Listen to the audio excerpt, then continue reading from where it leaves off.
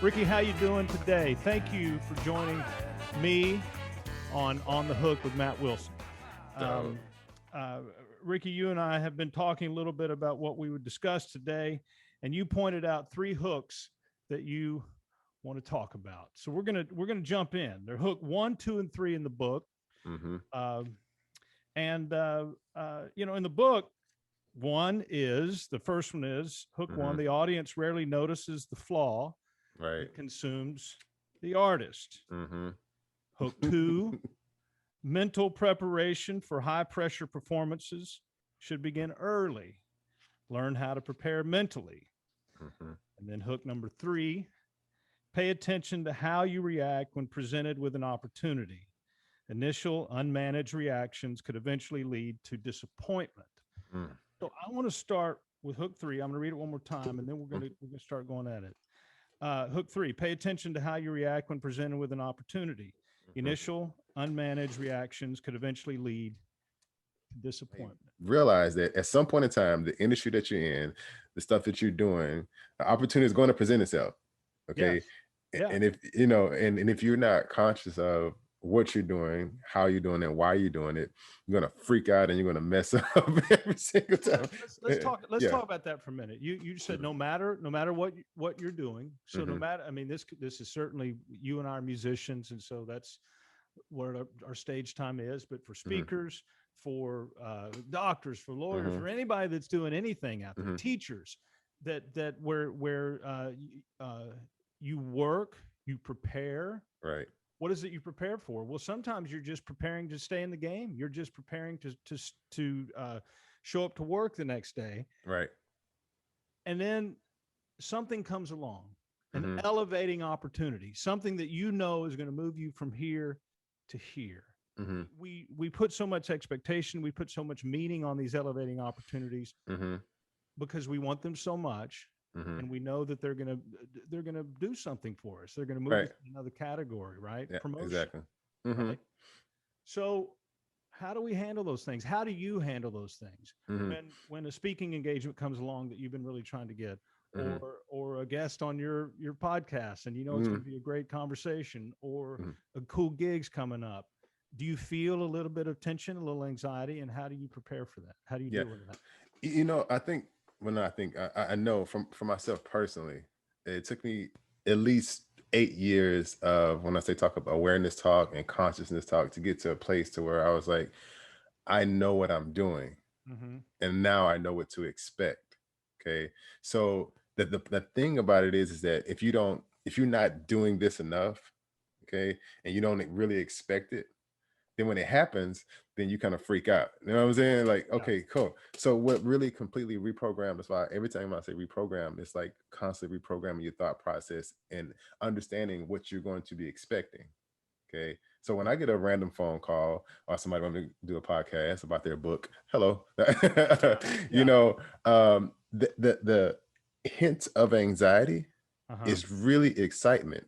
It's been scientifically proven. Obviously, you talked about it in your book. It's anxiety and excitement releases the same type of chemicals. Yes, I believe that. It's just that the world and the people around us has taken the word anxiety and made it seem like it's such a bad thing. You know what I mean? Like, it's so bad, it's so horrible. Okay. So what I've learned to do is take that anxiety and look at it like I'm more excited about the opportunity to do what I do naturally. I'm really excited, That's extremely insightful, because what you're saying is that you have a choice of how you interpret that excitement. It can be a positive excitement, like my body's getting ready to go do something that I really want to do, or am I going to interpret it as anxiety and fear? Take that path. 100%. And so most of us have taken like again, the fear aspect of it because of everybody else's expectations. You look at it like, oh, I'm going to hang out with, I don't know, I'm going to hang out with Matt, and he's been in Disney. He's done the Disney shows, and he's a professional musician, and he knows all these guys, and he's toured around the world. And so that hint of like, here's a real thing. It's like, do I feel qualified to talk to Matt? You know, No. Well, yeah, no, but you know, the average person, you know, when they think about anxiety, that's the first thing, technically, what they think about is, do they feel qualified to talk to a particular person, to be associated with a particular person? are you So, worthy? Not you here, because mhm. obviously you and I are buddies, and I mean, I'm flattered you'd even say something like that, but come on. Yeah. But back to just any opportunity, Mhm. that apprehension, that anxiety, that excitement, we're always going to ask, am I worthy of this opportunity? Right, Am I right. worthy of it? So I know we're joking back and forth with this thing, but there are some things that are legitimate, Mhm.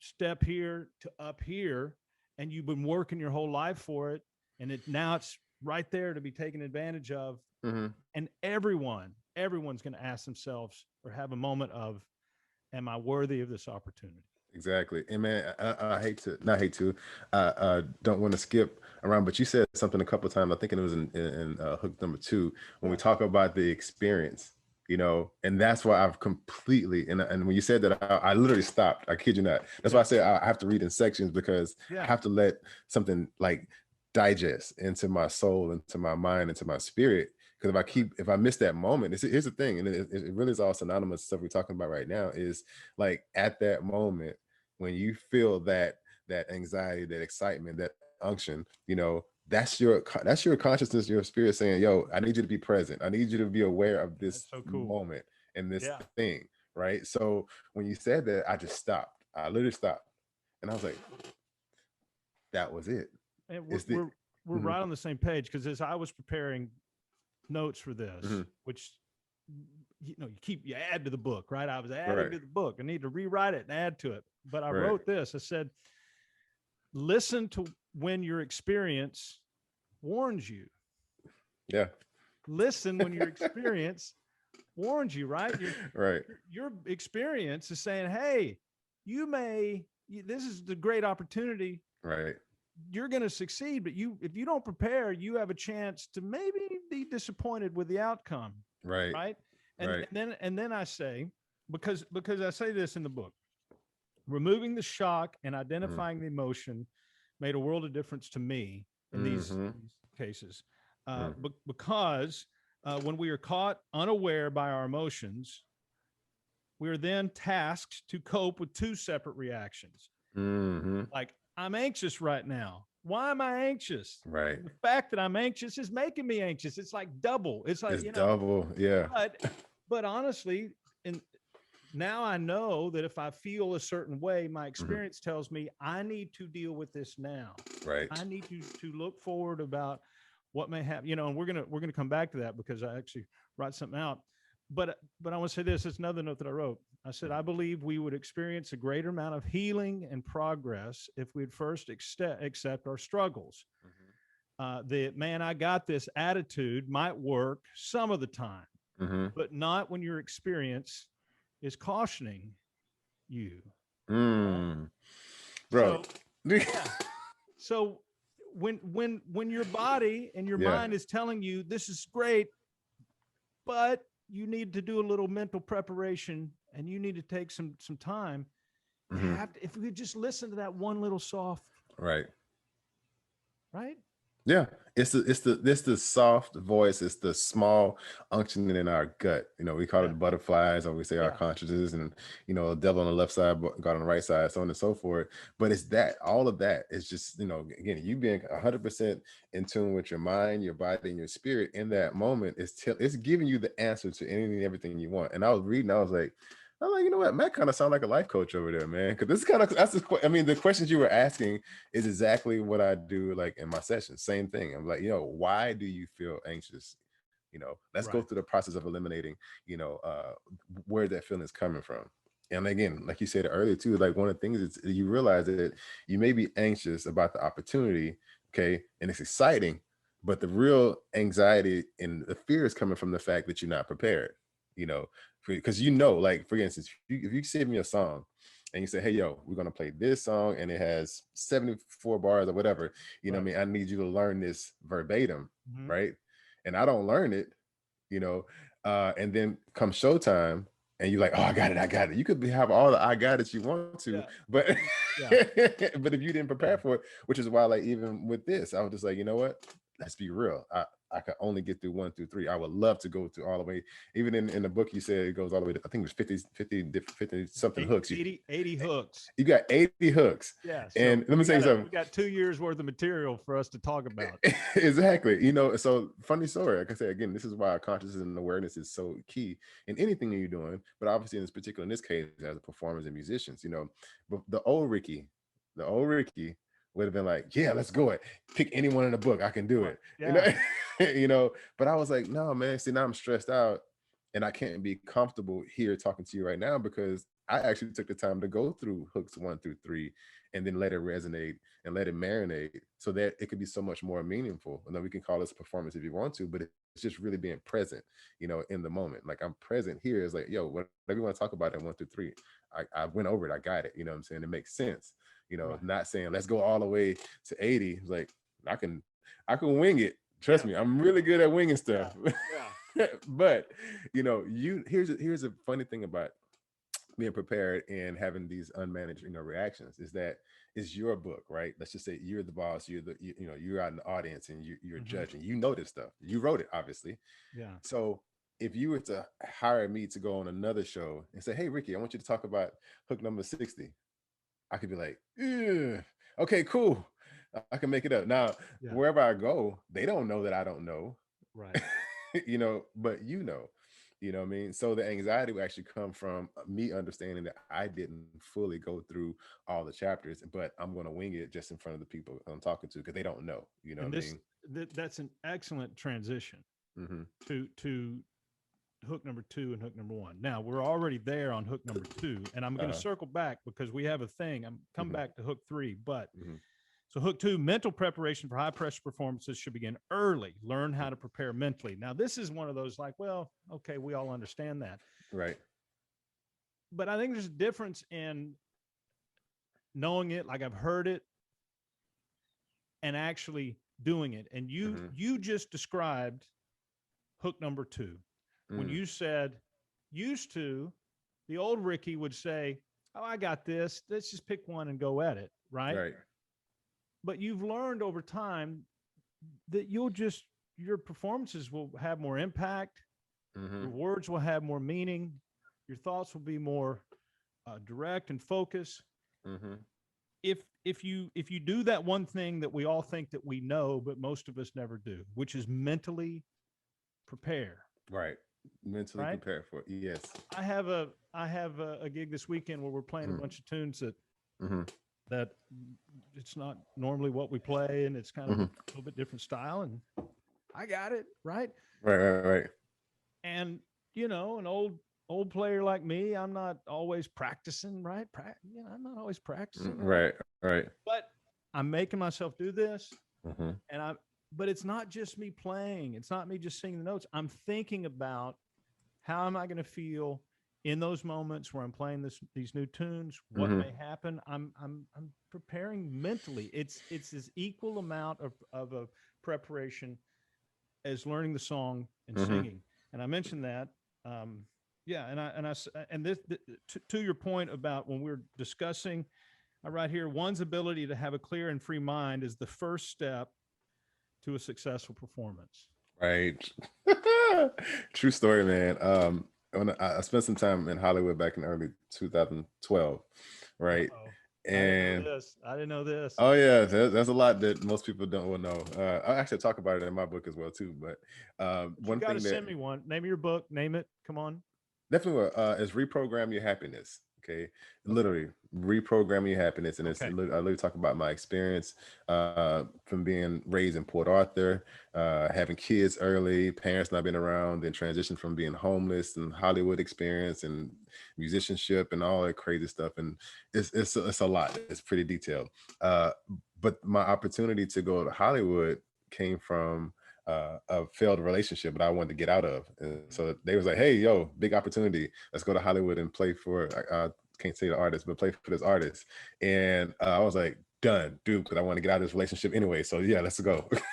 You know, so getting to Hollywood, and obviously it wasn't all what it was supposed to be. Everything was supposed to be set up, blah blah blah, blah. Things didn't happen, and I ended up being homeless for a while, right? So I went through the whole starving musician phase.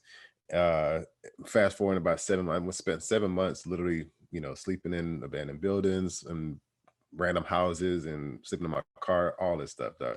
But that wasn't my main point. The main point was is that when the opportunity started picking up all over again, um this is when the Roland SPDX came out, and everybody was using the sampler, right?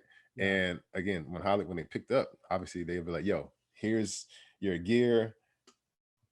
Sample these tracks. Be ready to play it." Right? They had no idea. I had no idea what I was doing. Like I never used a sampler in my life. And so I am like Googling stuff and trying to figure out, watching On the YouTube spot, videos yeah, on the spot, right? Yeah. And fortunately, they didn't want a lot of sample. They say, "Hey, just take this sample real quick, upload it," and it was just a big bass drop, big drop, boom, Right. that stuff. I didn't know how to do it though. Right. I didn't know how to sample it, so I figured it out. I was calling everybody. That's why I became good friends with Trevor from Roland. Because when I was to go to Guitar Center all the time, and then he's like, "Yo, just do this, blah blah blah blah blah, boom." So once I figured that part out, it was rushed, and I pulled it off. Nobody knew. I had no idea what I was doing. Next time the opportunity came, same thing happened. I was like, okay, cool. At least I know what to do this time. Right. I was thrown to the wolves per se, figured it out. Yeah. But then afterwards, I went back and I studied it, understood how to sample, how to edit it, and then how to use it properly. You know what I mean? So the stress for that first time using it was through the roof. I swear, I was like, I'm going to pass out. I know it. I'm going to screw this whole gig up. And everything's going to go crazy. You weren't even given the opportunity to know you needed to do that, right?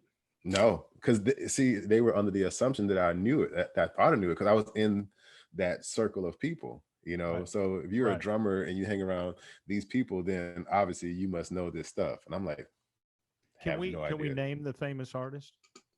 Not right now. Okay. I'll tell you off camera. Okay. All right. But Yeah. I have to think though that I mean, obviously you knew it was a famous artist. You knew it was a big opportunity. Right. You had some mental preparation before that, right? Yes and no.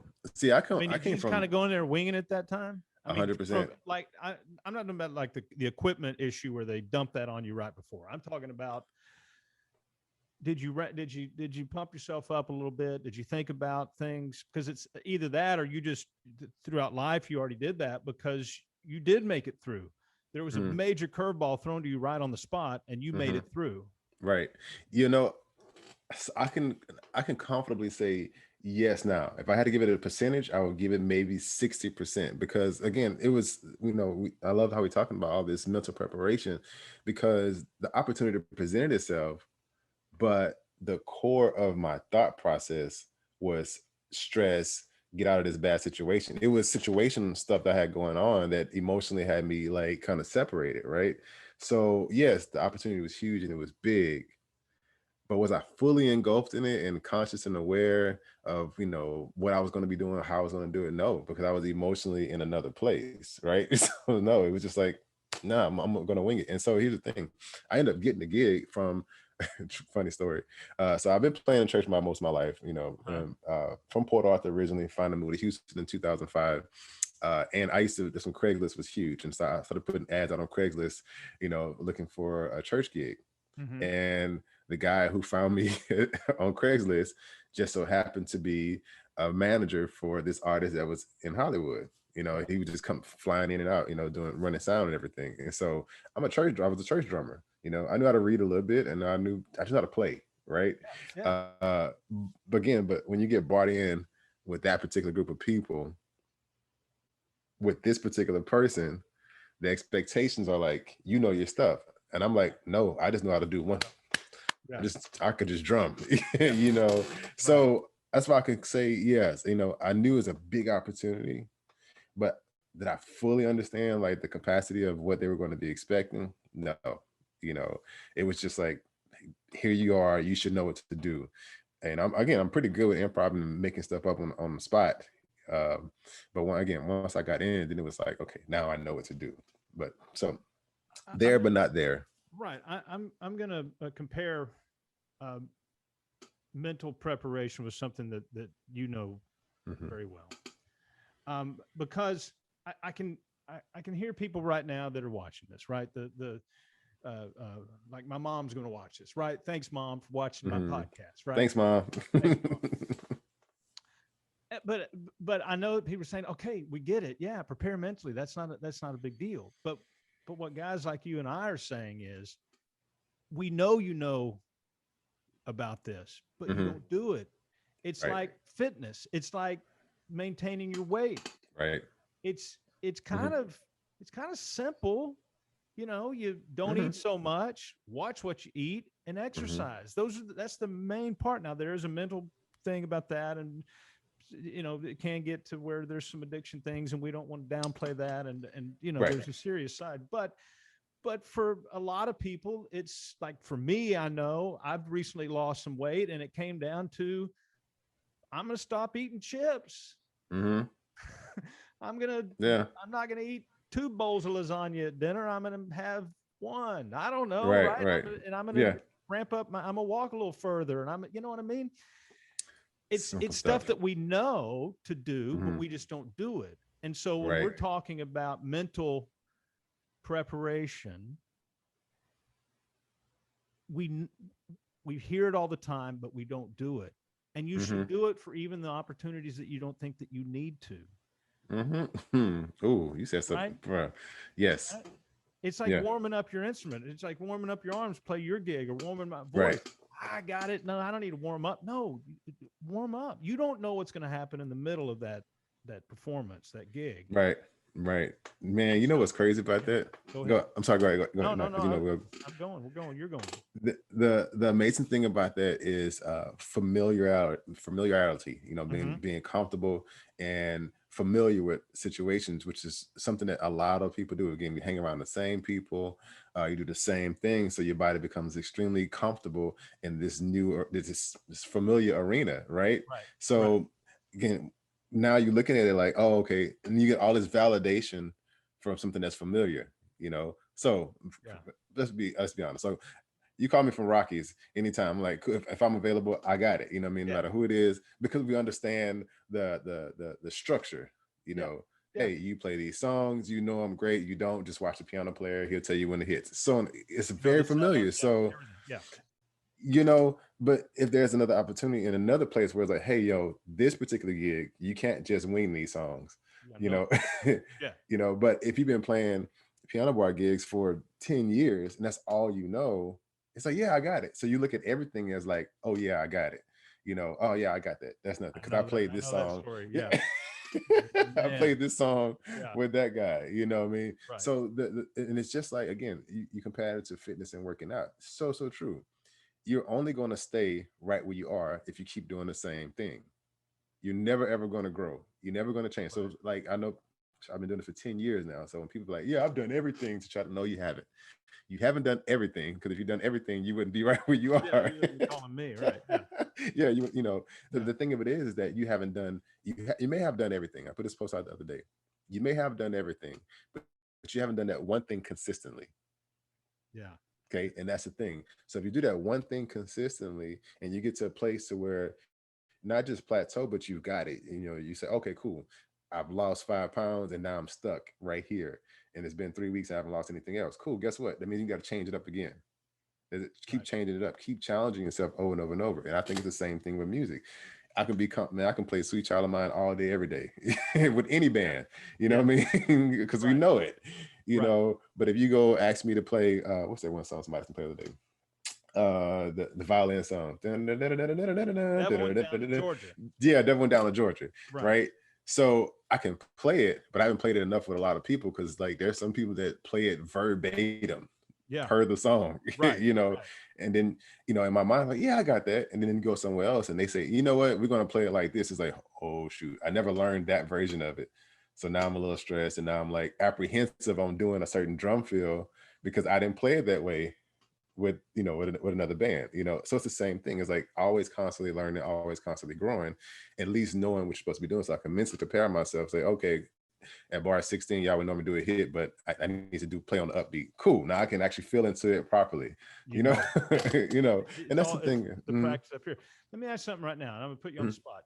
Is Go there ahead. anything coming up for you that you're aware of, you're excited, maybe a little anxious about, you need to prepare mentally? Is there anything that you can think of right now that's on the horizon, that's an opportunity, elevating opportunity that you're preparing for? Yes. The funny thing about, go ahead. I'm sorry. Go ahead. I want to try something out. Okay. And this may not, this we're going to just see, but right. So follow me here, because we're going to, in hook 3, I talk about, and I kind of laugh because it's kind of tongue in cheek, but I name it the opportunity reaction management system, right? And I say, next time you're worried about a new opportunity, try out this super scientific sounding process. I want to try this in real time with you. Let's do it. Okay. So first of all, just tell me, let's not get into the thing because we go to the steps, but tell me, what is the opportunity, if you can tell me? Can you tell me specifically? Yeah. So I have opportunities to put a program together based on frequency healing for teens who are pregnant in high school. Okay. So I'm putting a whole curriculum together where you can talk about mindset, but then also go through some music and meditation. And it's a pretty big deal. That's going to help a lot of people. Yeah. So, okay. No, step 1, identify the uncertainty. Let's be specific about something here. What is some of the uncertainty? The biggest uncertainty, I'm glad you asked it because I've done it a million times now, is that I have to be very detailed about my process. And I've never written a curriculum before, like a full-on curriculum. Right. Like, hey, this is lesson 1, this is lesson 2, but I've never done that before. You know, I can talk all day, as you can see. And even with my book, it was just talk, and mimic that. But to actually put a curriculum together is something I haven't fully become comfortable with, so that's first apprehension. So it's something I have to do. Okay. Now let's keep going there. Number 2 is ask what if. Let's allow yourself a moment to explore whatever it is you think could go wrong. What do you think could go wrong here? The biggest thing that could go wrong is that I have like the person that's helped me put this together, is that I let them down, because they're putting their cards out there on the table and say, hey, Rickey is this guy, blah, blah, blah. And obviously in the education world, everything is based on, I call it the alphabets, what your degrees are, and, your, PhDs and so on and so forth. And then you have to present this information to a board, and here I am, no college degree, just a whole lot of experience and a whole lot of certifications. I got tons of certifications, and I just got experience, which is my biggest thing. So I'm going into a world of alphabets again, where degrees matter. They care more about your degrees versus your experience and your certifications. So not being having this person put their reputation on the line, and then it not meeting the board standards. You know what I mean? Okay, so I think as we talk through that last sentence is you identified it. Not meeting the board standards, because that can mean a lot of things. That can mean that some of your ideas are wrong. Your thoughts are wrong. Some of the things that you're presenting out there are wrong. Right. Or it isn't stated as clearly as you want it to be. It's not organized the way they want to see it. Right. All of this. Okay. So we've identified the uncertainty. Kind of gone. We've expanded it, but we then came back. Right. Got specific. Okay. Number 3 in this opportunity reaction management system. Right. Make a plan. Okay. Now that you know what you're concerned about and how it may unfold, formulate a counter strategy. Yes. What do you got? What are you doing? So not only do I have one of the best curriculum writers for that particular organization, paid her to help me do it, I also have a ghostwriter who helps me. Again, that's for me. Like, again, the old Rickey would have been like, yo, let's improv it, boop. Let's make it make sense. So what I had to realize is, number 1, I had to humble myself and realize that I cannot do this part by myself. Man, Okay. so good. Yeah. And I have to allow somebody else to see my flaws, okay, but Yeah. them help me articulate on paper what I'm trying to say here verbally, you know. So I That's can great. explain it No, all day, yeah, you know. you're applying your strengths Hmm. and showcasing them, which I talk about in the book, to Right, achieve greatness, identify what it is you do great, and then do that right. over and over and over, find opportunities to do that over and over and over and repeat Hmm. that. So you're finding it, you're contributing what your greatness is to this project, and then you're Hmm. realizing where you need help. Exactly. And I'm blown away with what's the word I want to use? I'm blown away with how I can expand and sustain exactly what I'm trying to say based on somebody else's perception of what I'm saying. It's Right. amazing to me. Yeah. You know, like I can, the way I explain it is she's so funny. And I was like, I'll give you a perfect example. So she was like, explain, this whole thought process with, teen pregnancies and, how to reprogram the mind. And I kept it very simple in the beginning. Now I can explain it a whole lot deeper. So she was like, I was explaining, I was like, you know, if you don't already have a strong foundation, and then you put in a situation where you have these expectations of being a father and being a man and so on and so forth, all of a sudden anything that you thought was right completely leaves your brain, and then you started stuck in your emotions. And Mm-hmm. she was like, perfect. Now I took that 3 sentence paragraph and it became an entire freaking chapter, bro, Wow. which was like mind blowing to me. And Yeah. she said, just keep talking and keep doing it. So Yeah. yeah. So she was able to translate exactly what I was thinking and saying, but in a way that made sense for a curriculum or for somebody who was an English major, for lack of a better term, the definition, and Th- it makes sense. and Mhm. this is cool because that what you just said actually is number 4. Mhm. Okay, so review. Identify the uncertainty. Ask what if. That's 1 and Mhm. 2. We did that. So now you made a plan. Okay, and Mhm. now you're starting to execute that plan. Which then number 4, move into a position of control. You have a Mhm. say in what happens. Gain confidence from executing your plan. Your preparation will not be in vain. Mm. Right. So you're Yes. when you just told that little story about you spoke your thoughts and then she turned it into this thing and really organized it, I Mhm. could sense confidence coming from Yes. you of looking forward that this is going to work. If we Yes. keep doing this, if we keep following this plan, Mhm. this is going to work. Dude, that's it. I promise you. And like that's why I said when I read that, I was like, my dude is a total life coach. Cause that's exactly what it is, man. It makes you feel confident. So you can take everything, and I would confidently say this just with reading the first few chapters of your book and first few hooks. It's like you can take everything that you're writing and saying and apply it to music and performance, because it's the same exact concept, which I said there's a lot of concepts in multiple situations that can be applied. Just take the concept and you put it in the category to where you want it. Hey, Yeah, take this and do the same thing over here. that's it. Success leaves trails. You just copy and paste, and then apply your own stuff. So now I do feel a whole lot more confident going talking to the people who have higher degrees and superintendents and school executives and so on and so forth, because now I can just talk for myself like I normally talk, like I'm talking now. Yeah. But then if they're like, well, explain this. Well, let me pull up the slide right quick so you can see Yeah. because that maybe I can't explain it the way that you need me to explain it. So You, this is you what I know, can do. Mhm. you know what, when you hear the people say, "Hey, can you put it in layman's terms?" Yeah. Or the old joke, can you Right. speak English to me? Doctor, I don't know what you're saying, right? Hmm. It's almost like you're doing the reverse. You're starting with the layman's terms. You're just starting with this is it. That's it. Hey doc, can you go tell them? Can you now tell the group of alphabets, as you were saying, Yeah. alphabets? Can you put it in that language, right? That's exactly what it is. Right. Yeah. When is, because the next one, number 5, is go. It's time. Right. It's your turn. Do the thing. When do Hmm. you do that? When are you gonna? Is this gonna be done? Is this 6 months away? A year away? Is this due next week? What are we looking at? Oh, this is definitely within the next 4 to 5 months. Okay. Tending on people going back to school in August, Right. September. So I have a lot going on with not just that curriculum, but a book, but also I'm training to do a bodybuilding competition. So my goal is to release also the bodybuilding competition, and I'm putting out a mixtape together, and a curriculum and a book. So all this is Man. planned to be released August.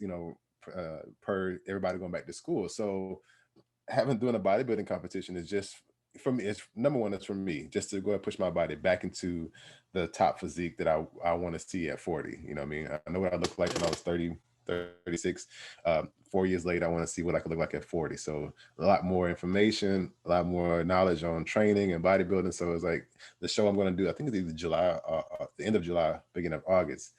So do the show, release the book, do the presentation for the curriculum, put out the mixtape, That's so put it all awesome. together. Yeah. So that's what the big plan is. So let's, And by the way, you're the first person to ever hear this. well, once it's edited, everybody will hear about it. All the world. All Um, right. the last step here is accept the outcome. Mm-hmm. I'm gonna read all of it here to acknowledge that if you followed the first 5 steps earnestly, then Mm-hmm. you gave it your best, right? So you Mm-hmm. identified, you put a plan together, you execute a plan. If it's not good enough, then you need to get better. Right. Disappointing, but no shame, and realize you need more work, right? Mm-hmm. And then getting better is always attainable. On the flip side, if you're satisfied with the result, then congratulations, it worked, which puts us all the way back to hook number one. Right. The Bro. audience rarely notices the flaw that consumes the artist. Now, Mm. now I'm going to say something about writing this book. The last 6 weeks of this thing became painful. I mean, physically, because I Mm-hmm. would read it and we'd find a mistake. And then we'd read all the way through. And then it's done, but we got to read it again and make sure you got Mm-hmm. to check one time. And then we'd check again and then we'd find another mistake. I mean, Right. you know, on and on and on. But there, and some of them were flat out mistakes, missed a period here, missed a comma there. Yeah. Mm-hmm. But some of the things that I had to train myself, and I've done this on stage, and I mean, I wrote about it, Mm-hmm. is that some of the things that I found myself wanting to change during the editing process, I realized that no one would know the difference. And you said that earlier about Mm-hmm. one of your performances, that no one would really know the difference one way or the other if I was leaving Right. something out, right? Mm-hmm. And so tell me how this applies to all these things you're preparing to do this summer. Mm-hmm. Mm-hmm. The audience rarely notices the flaw that consumes the artist. Right. Do you see yourself maybe mulling over, thinking about, oh man, maybe if I would have flexed my arm this way, or maybe if I would have added that one more step to that process, or maybe Right. where maybe others aren't really going to notice and it's not going to be as big of a deal, and therefore you don't need to really beat yourself up about it. Right. Dude, I'm so glad you said that and asked that. Because this is where I feel like we begin to understand the human experience. Mm-hmm. Okay. The human experience has so much more to do with your efforts to become the best version of yourself versus having these crazy expectations and pleasing everybody else. Okay. Okay. In short, you are your own judge. Okay. You are the person that you are trying to impress the most. And here's the thing about performance and any type of performance in front of people is that people love your efforts. Okay. It's only the people who are intentionally there to judge you, like for bodybuilding competition, like it's there are judges there. Their job is to judge you based on your posing, based on your Just movement. slow down real quick. Say that again, because that's huge. I've never heard it said that way. People Mhm. love your Oh, effort. no, people love your efforts. Oh man, that's so, dude. That's Yeah. liberating. I mean, think about that. If we would Hmm. just stop for a minute, whenever what we're doing, Right. I I would go back and write that and put it in those words. That's excellent. I don't mean to interrupt your flow, but that's huge. A-okay. People love your efforts. I write that. I talk about dancing. Um, Right. that where is it? I say spectators don't want a stressed out ballerina fretting over the Yes. awkward arabesque. They want a happy, engaged, competent, and confident performer. Right. Say Yes. it again and Dude, then get back on the flow. People love they love your effort. A true story. When you said arabesque, I had to go back and look it up and and figure out what it was. When you said that, he was like, most people don't know what it is. Like, you're 100% right. I had to go yeah. back and Google the word.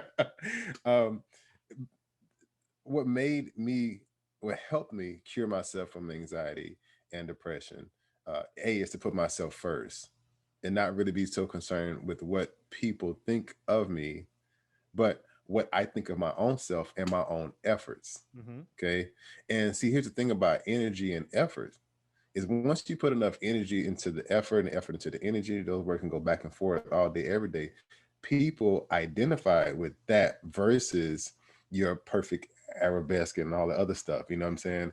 Because they want, here's the thing about it. People come to feel relieved. They come to feel free. They want to be entertained. They don't want to be entertained with your you know, they don't want to be entertained with, like you said, with your stress and all your depression. They don't really want that. What they want to see is you being a human and you being vulnerable. Okay. And you're only vulnerable when you're comfortable with your efforts. So now I completely have reprogrammed, again, that's why I say it over and over and over. Reprogram, right. You have to constantly reprogram your thought process to be like, they not really there to judge and see if I do a perfect paradiddle or sextuplet over. They don't care about that. You know what I mean? They don't care if I have the perfect pecs and my symmetry is on point. No, they literally want to look at you and say, wow, that person is free.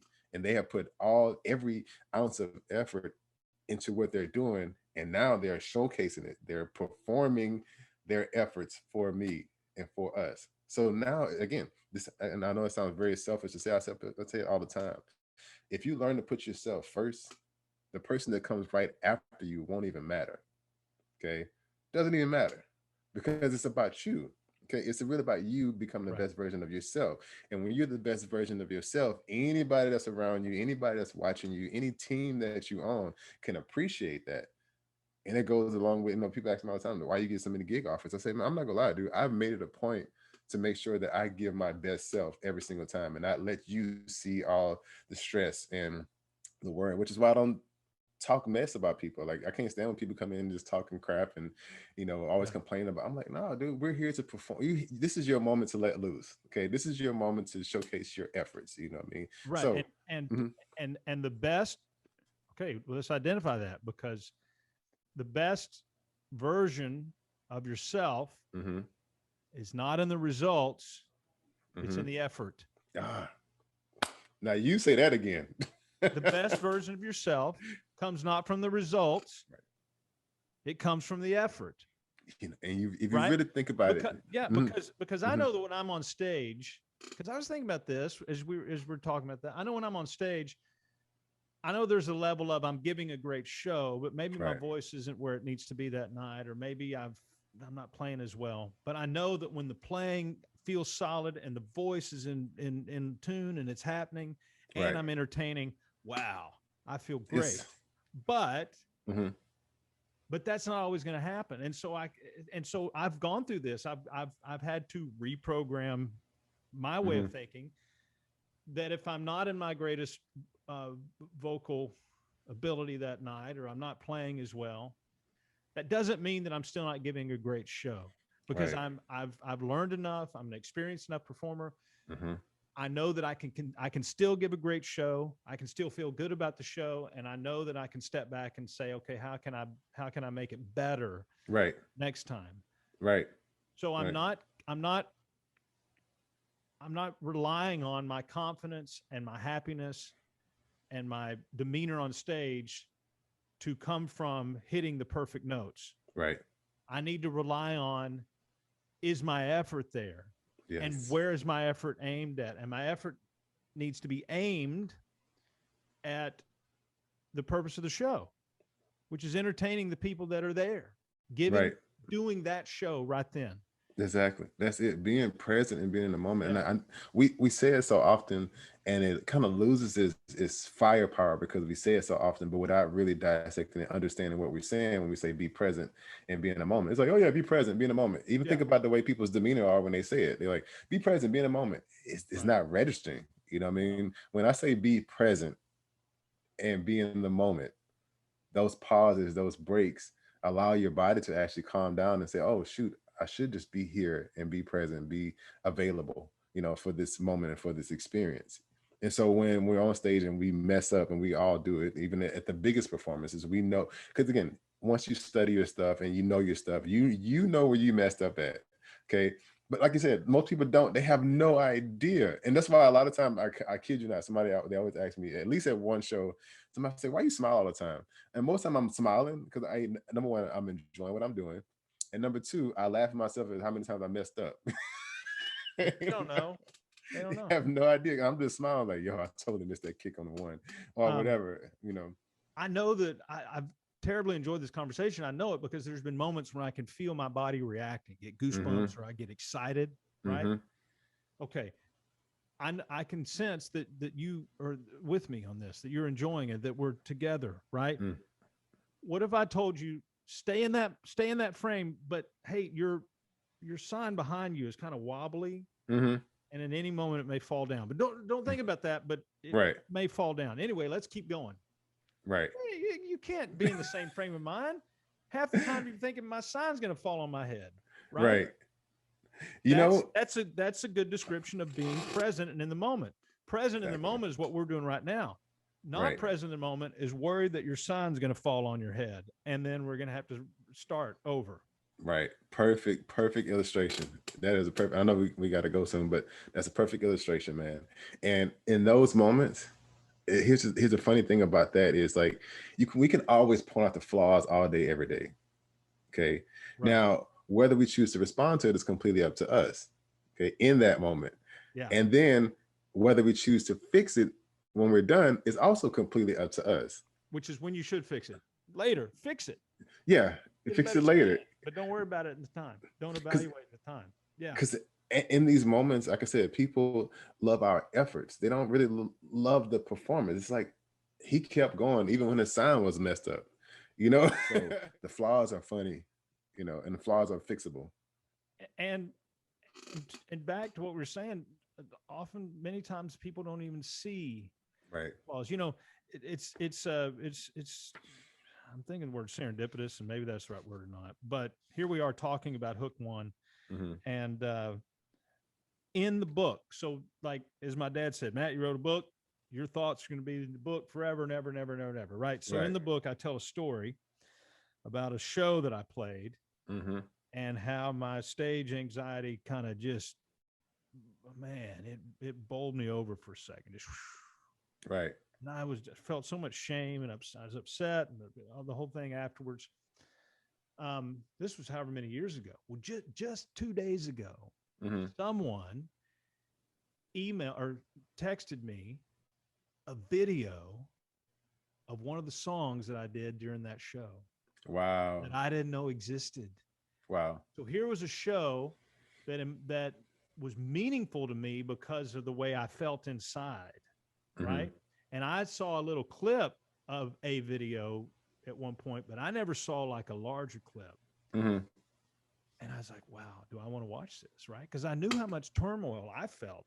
I watched and I'm like, dude, that's awesome. I think I'm going to use that and post it on I mean, all of a sudden now I really want to look at me. That's cool. Look at that. Right. No one even knew. No one even could tell. And I write about other things about that. But just to that point, here I am just beating myself up on stage and so concerned about this, that, and the other. And I didn't even see it. Right. I became an audience member. And I didn't even notice it. Right. Dude, right? Oh my, yeah. But all the joy and the confidence and in the moment and the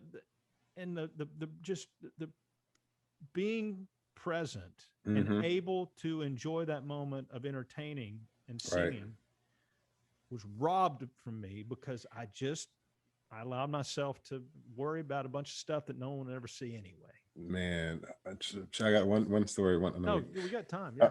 Funny, when I first started playing, when I came back from LA, and I got the gig with False Guy, we were touring around, well, the bar tour, as I would call it. And I was borrowing one of my friend's drum set, and he had this huge rack system, and we were playing at, I think, Einstein's out in Katy, right? And this huge rack system, and Tim, they had this stage set up. It was a stage, a drum riser, and they were like, yeah, set your drums up on a riser. And I'm like, yo, it's a huge rack for this maybe a 5x5. Yeah. And I ended up rigging it up to where like half the rack was on the floor and then half the rack was on the stage, and then but parts were like falling off, right? And kid you not, I can show you the video. It was probably one of the best drum solos I've ever had. But nobody would never notice that them drums were falling and it was all over the place. And I went back and looked at it. I was like, yo, that was a crazy video. But again, in my mind, while I'm playing, I'm like, this is gonna suck. I'm missing beats. Yeah. You know, stuff is falling all over the place. But people were yelling and screaming and like, woohoo, and all this stuff. I'm like, they had no idea I was messing up and drums were falling all over the place. Again, which made me think like people care more about your efforts than your flaws. Because if I would have stopped and be like, oh, I can't do this drum solo because this and that, they would have been like, really, dude? You're just gonna stop? What I learned for myself, and so then I kind of put in a theory, is that we all have a base level of performance that no matter, as long as we're in a, you know, state of mind, you know, we're sober and we're trying hard and our efforts there. If we practice enough, that we have a base level of performance that no matter what's going on around you, you may feel like the drums are falling off the stage. You may feel like that the whole crowd's looking at you like this is terrible, but your base level is going to chug along and it's not going to get lower than that. Right. It will not. If your effort's there, it will not get lower than that. You learned that your base level was where it was. That's why the drum solo was one of the best you did, or it was great.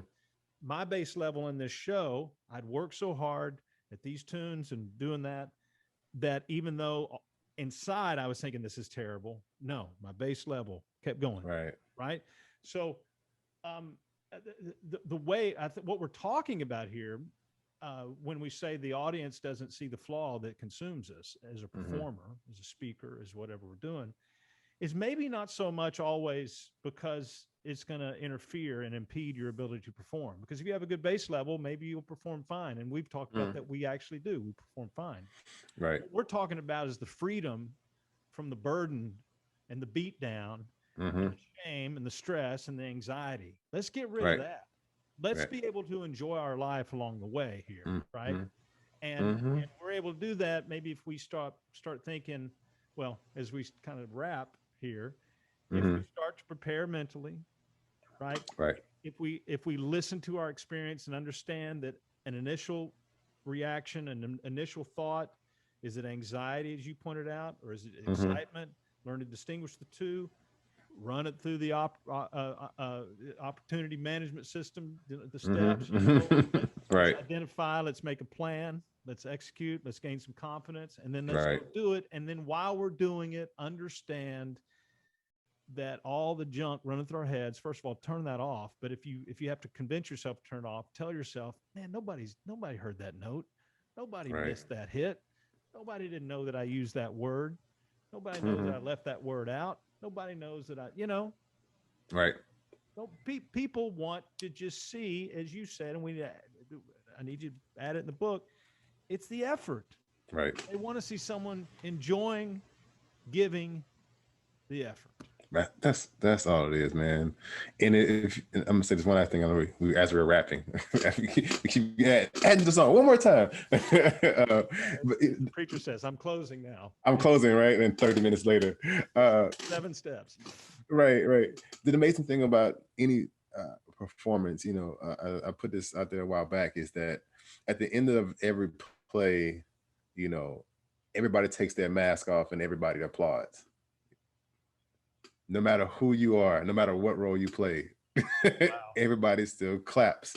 Everybody still applauds because you were in character, you were being present, you were playing your role. And that's the only thing that people really care about, you know? And so all the anxieties and everything that comes with it. And I always say, you know, a lot of times we have a tendency to try to say, push things off. I say, no, if you embrace all of your flaws and all of your bad experiences, they actually make you, you. Because if you push it off, it's like your body, your mind and your body is trying to resist that thing. And so you've been pulled in one other direction. But if you just allow it to say, I experienced that, which is something you said in your book, it's all about everything is about the experience. Yeah. If you just enjoy the experience, your performance will make so much more sense. And not only will you feel good, but other people be pleased as well. Yeah. And that's what it's about, is helping each other along the way. Man, Rickey, you're like my best friend. We need to do this again. I want to be part of anything that you're doing. And I thank you for being a part of what I'm doing here. I know that we're going to talk again shortly. You're an author, you're a speaker, You're a fitness coach. You're a life Mhm. coach. You're going to be a curriculum writer. I mean, you're everything that I aspire to be. Oh, So, and you're a really good drummer too. oh man. Yeah. So, Thanks, hey, man. enjoy your day out there. Go help some more people. I know you've helped me today. I know it. I believe it. And thank you for being part of this. Absolutely, man. Much love to you. Yo, it's an amazing book, and we definitely, once I read more chapters, we're gonna revisit this all over again, Do dog. it So again. good Yeah. stuff, brother. Okay. All right. All right, brother. Take care. Thank you.